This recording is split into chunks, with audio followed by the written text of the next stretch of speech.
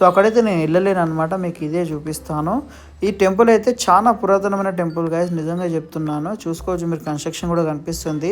మొత్తం కన్స్ట్రక్షన్ కూడా మొత్తం విరిగిపోవడం అయితే జరిగిందన్నమాట. ఇప్పుడు ఏంటంటే ఇక్కడ మా బంజారా సమాజ్ వాళ్ళు అందరు కలిసి తలా ₹1 ఇచ్చినా సరే మన టెంపుల్కి మనం మంచిగా డెవలప్ చేసుకోవచ్చు అనమాట. ఎందుకంటే మన జాతికి సంబంధించిన హాతిరామ్ మహారాజ్ అనమాట. మీరు చూసుకోవచ్చు కుక్కలు హాతిరామ్ మహారాజ్ టెంపుల్ ఎలా తిరుగుతున్నాయో.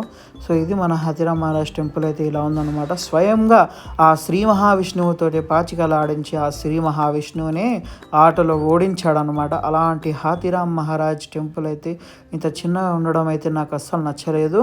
సో మా వంతు ఎంతైతే మేము అంత చందా రాసి వచ్చామన్నమాట.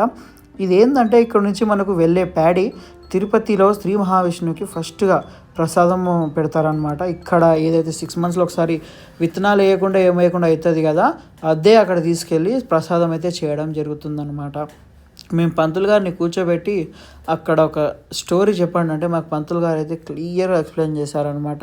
ఏంది ఎలా హాతిరామ్ మహారాజ్ అనేది శ్రీ మహావిష్ణువుతోటి పాచికలాడాడు, శ్రీ మహావిష్ణువు ఎలా బాల రూపంలో వచ్చి శ్రీ మహావిష్ణువు హాతిరామ్ మహారాజ్కి దర్శనం ఇచ్చాడో మాకు పంతులు గారు అయితే నీట్గా క్లియర్గా చెప్పారనమాట.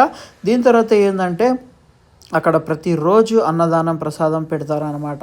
మేము అన్నదానం ప్రసాదం అంటే మేము దాదాపుగా మా ఫ్యామిలీ ఎంతమంది అంటే